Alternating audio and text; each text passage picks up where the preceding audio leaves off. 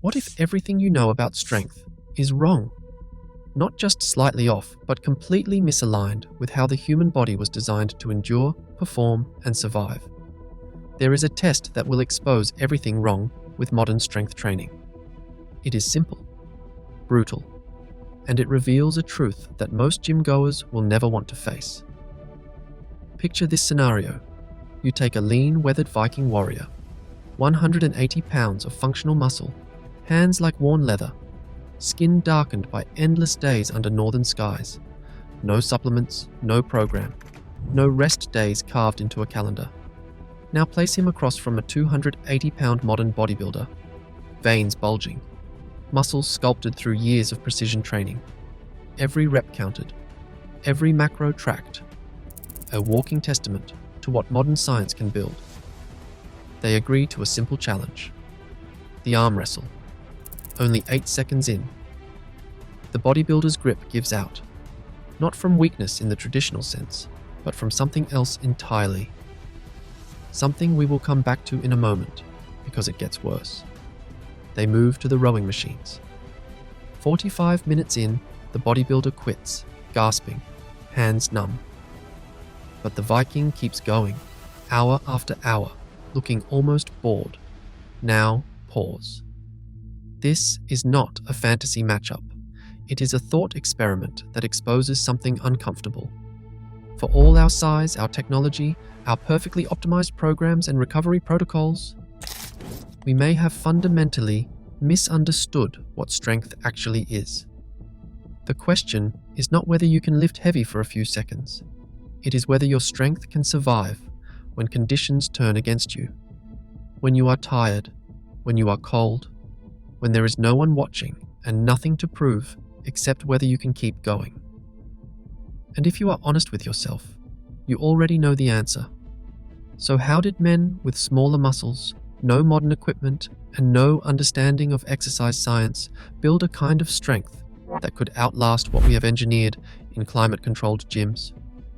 What did the Vikings know that we have completely forgotten? And more importantly, can we get it back? If you want to understand what real, lasting strength looks like and how it is built, not in hours, but over years, hit subscribe. Because what you are about to discover is not just about the past, it is about rebuilding something that actually works when everything else fails. When someone asks you to picture strength, what comes to mind? You will probably see a gym. Barbells loaded with plates, benches, mirrors, men with chests pumped full, veins pressing against skin, strength measured in numbers, tracked on apps, optimized down to the gram of protein and the angle of every lift. It's impressive, it's measurable, and it's narrow, because that kind of strength lives in straight lines. It exists under fluorescent lights, in controlled temperatures, with chalk on your hands and a timer on your phone. It is built for specific movements, at specific times, under specific conditions. And when those conditions change, that's where the cracks appear. Viking strength was something else entirely. It wasn't designed for a moment. It was built for a marathon. These men didn't count reps or plan deload weeks. They didn't supplement creatine or measure their macros. Their strength came from something far more brutal and far more simple. They lived in an environment that demanded power. Every single day, for decades, rowing across freezing water for hours, fighting currents that wanted to drag you backward, hauling timber through snow that came up to your knees.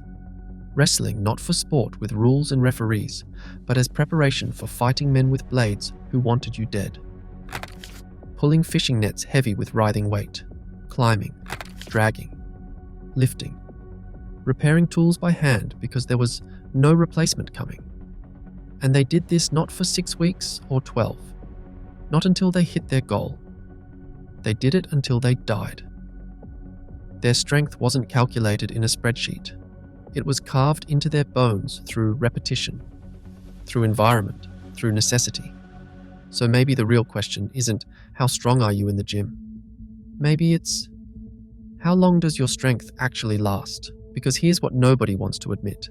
Most modern muscle collapses the moment conditions shift. The Viking didn't train the way we understand training. He didn't block out an hour for hypertrophy work. He didn't follow a program designed to isolate his chest on Monday and his back on Wednesday. He didn't track progressive overload or plan recovery weeks. His entire life, every single day, was resistance training. Not by choice, by survival. Before he'd eaten breakfast, he might have already rowed several miles against the icy current of a Nordic fjord. His entire body engaged in a movement pattern we now pay trainers to teach us how to do on machines. He would spend hours hauling fishing nets, the weight shifting and writhing, forcing his grip to adapt constantly, chopping wood with dull axes, each swing requiring full body tension and stabilization, dragging timber through snow, repairing tools by hand using nothing but raw force and leverage. No machines to guide the movement, no deload weeks to recover, just effort, raw, uneven, relentless. Combat training wasn't a sparring session under gym lights with padded gloves and a timer. It was wrestling in mud, fighting with blunt blades, conditioning the body not just to strike, but to absorb hits, keep moving, stay alive when your lungs are burning and your legs want to give out. And through all of this, something happened to the Viking nervous system.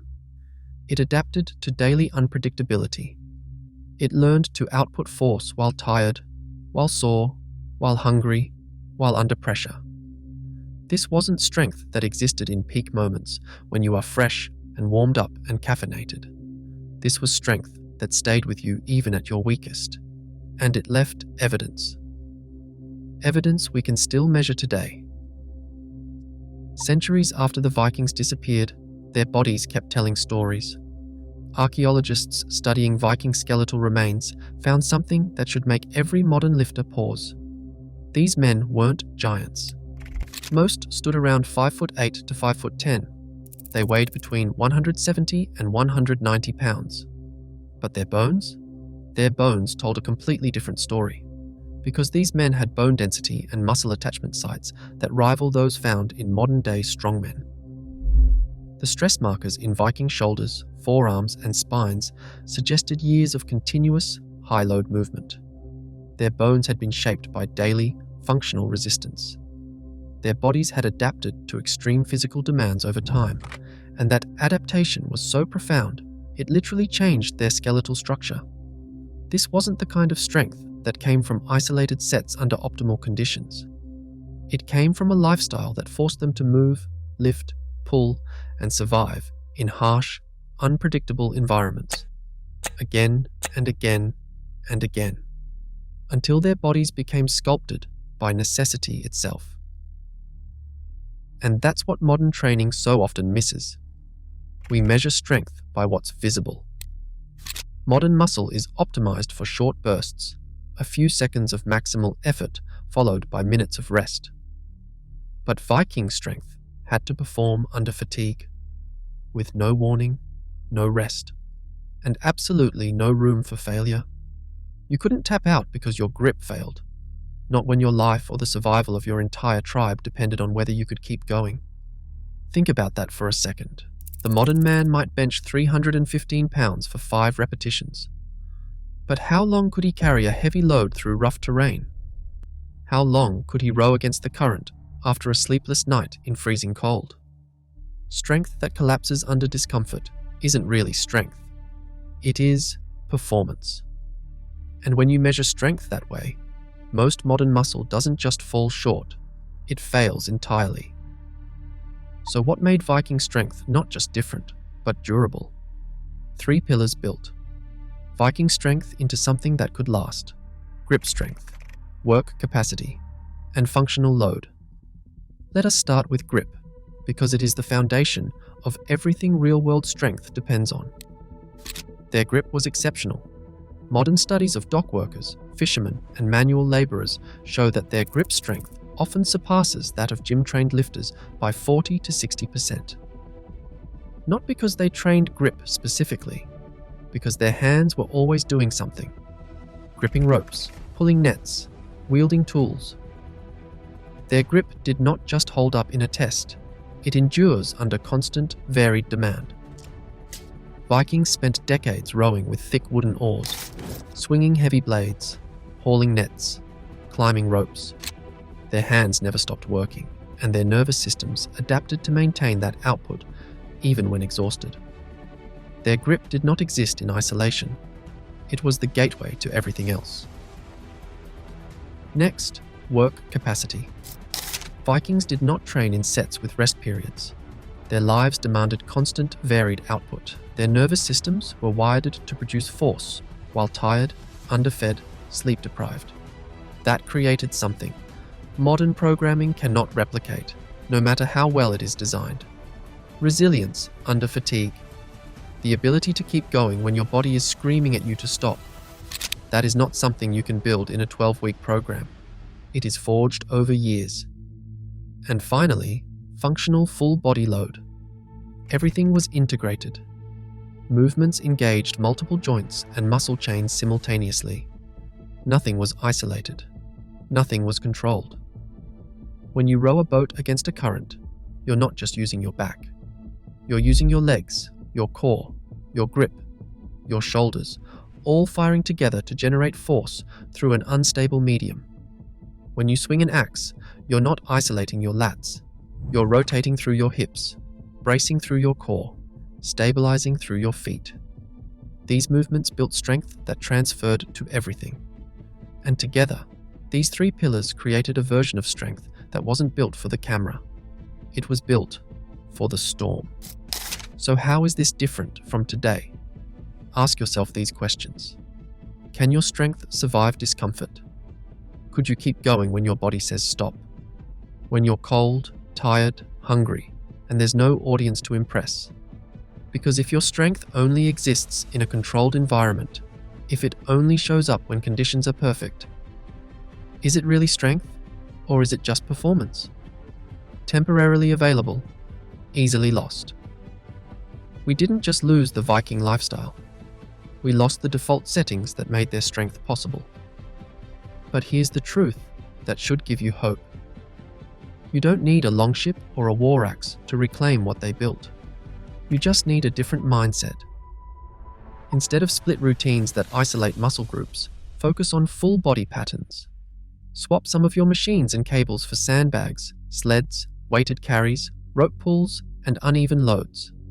Choose things that shift and fight back, things that force your body to adapt in real time. Train your grip like it matters. Add long, steady work under fatigue.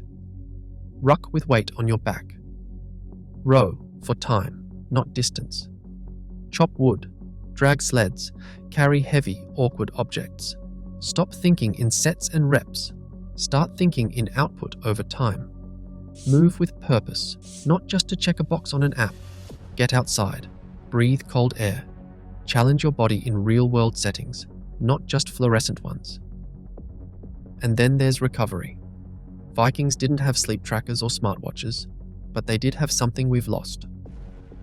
Rhythm. They rose with the sun and slept in darkness. They didn't scroll under blue light until 2 a.m, or fuel themselves with caffeine crashes and screen-induced stress. Their rest wasn't measured. It was built into their lives. Recovery came from movement variety, cold exposure, manual work, and natural sleep. The kind of rest that follows real physical output. The kind that doesn't need optimization because it was earned. They weren't thinking about cortisol levels or REM cycles. But they weren't burning themselves out in artificial routines either. Their bodies cycled through effort and rest in a way that modern life constantly disrupts. And maybe that's one of the reasons their strength lasted. It wasn't just how they trained, it was how they recovered. We often ask, how much can you lift? But maybe the better question is, how long can you carry it? Today, we have traded resilience for appearance. We optimize for the mirror, not for the mission. And that is fine if the goal is looking strong. But if you want to be strong, the kind of strong that keeps going when things get hard, when your hands hurt, when there is no audience and no reward except knowing you did not quit, you need to stop chasing the newest trick and start rebuilding something older. The Vikings did not train to look ready. They trained because they had to be ready. If that speaks to you, hit subscribe. Drop a comment and let me know. Would you ever train like a Viking? Or does the idea of giving up your split routine sound too uncomfortable? Because maybe that is the point. Real strength has never been comfortable.